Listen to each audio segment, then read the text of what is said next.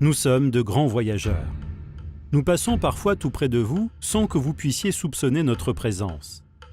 Nous remontons la rivière Dordogne dans un cycle qui nous ramène à l'existence même de la rivière. Je suis le saumon, mais je pourrais aussi bien être la loze, l'anguille ou la lamproie. Nous sommes les poissons migrateurs.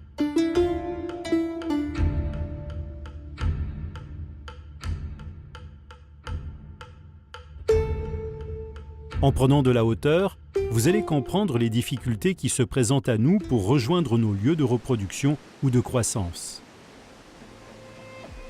Tout a commencé en 1839, au lieu-dit de Salvette à Bergerac. Pour les besoins de la navigation de l'époque, un barrage a été construit sur notre route. Cette barrière est restée quasiment infranchissable pendant plus d'un siècle. En 1985, une infrastructure fut aménagée pour nous laisser un passage. Elle sera la plus grande passe à poissons d'Europe. Nos différentes espèces n'ont pas toutes le même comportement ou la même capacité physique pour faire face à de tels obstacles. De par notre instinct, la plupart d'entre nous sommes attirés par la chute et les remous du barrage. L'entrée de la passe n'est pas une évidence. Nous sommes des poissons habitués aux grands espaces.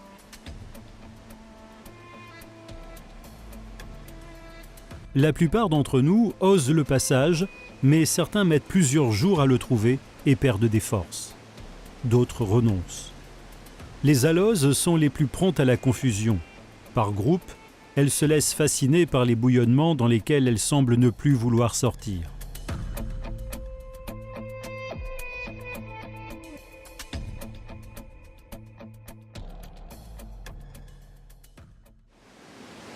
Les anguilles, qui préfèrent franchir les obstacles en rampant plutôt qu'en nageant, doivent aborder l'ouvrage par l'autre rive, vers le dispositif qui leur est dédié. Lorsque nous trouvons l'issue, nous ne regardons pas en arrière. Notre objectif est bien devant nous dans le courant. Des kilomètres d'eau calme et de remous, l'odeur nous guide, nous approchons. Pour certains, cela représente déjà des semaines de migration. Pour arriver jusqu'ici, il a fallu traverser une partie de l'océan et ensuite remonter l'estuaire de la Gironde, le plus long d'Europe.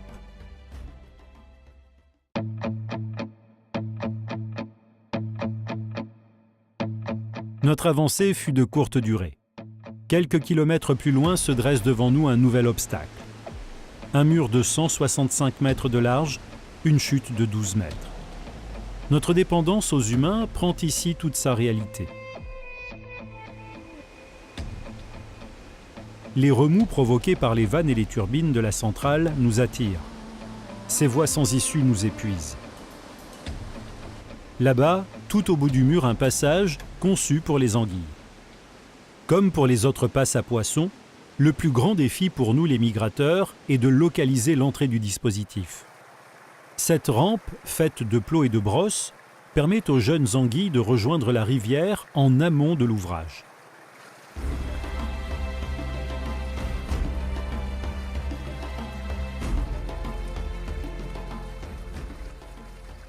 Pour les autres espèces, un courant nous propose une nouvelle piste. La grille se referme. Entraînés dans cette nasse, nous nous élevons. Un ascenseur. Derrière ces ouvrages, des hommes et des femmes nous accompagnent, analysent nos parcours et essaient de comprendre nos difficultés afin d'améliorer en permanence l'efficacité de ces dispositifs de franchissement. En suivant ce couloir de béton souterrain, nous arrivons en amont du barrage, dans la retenue formée par l'ouvrage.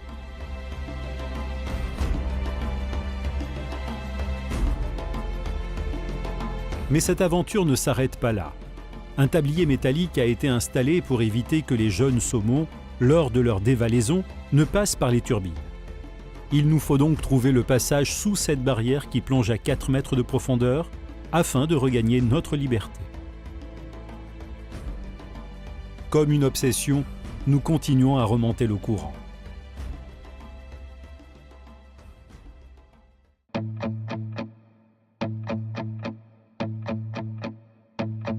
Il n'est pas le plus haut, mais il est certainement le plus complexe, un vrai jeu de piste.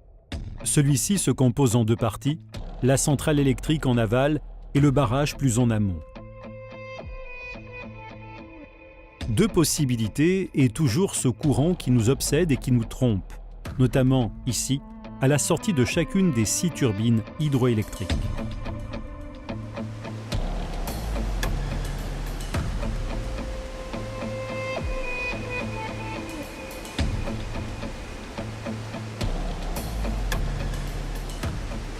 Le passage est là tout au bout, encore une fois dans un couloir étroit et peu familier.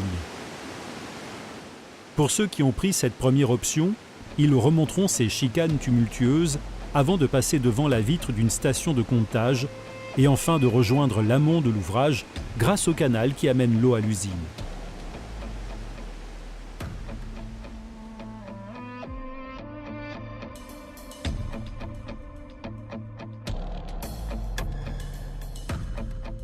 Pour les autres qui ont filé directement en amont vers la chute du barrage, pensant que cette solution était la meilleure, il leur faudra explorer le pied de ce mur, augmentant ainsi leur vulnérabilité à certains prédateurs.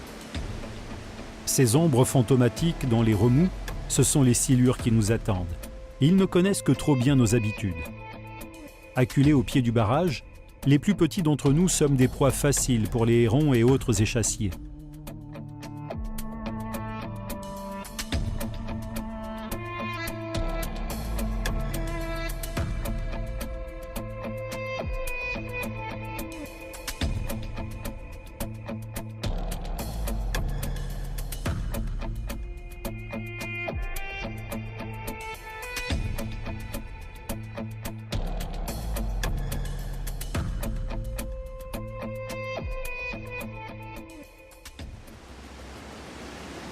Dernier effort.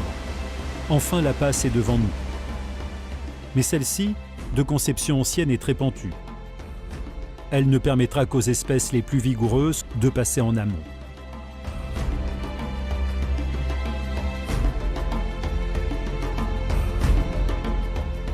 Il y aura un retour vers l'océan pour certains d'entre nous et nos progénitures. Il nous faudra donc repasser par cette portion de rivière et par ces ouvrages. Cependant, même en suivant le sens du courant, cela reste une épreuve.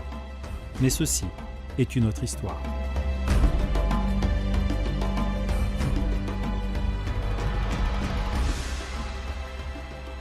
La restauration de la libre circulation des poissons migrateurs représente un défi complexe, en particulier sur les grands ouvrages.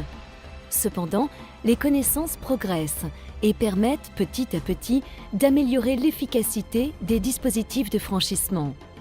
Sur la Dordogne, la prochaine grande étape correspond à la construction d'une nouvelle passe à poissons au barrage de Mozac.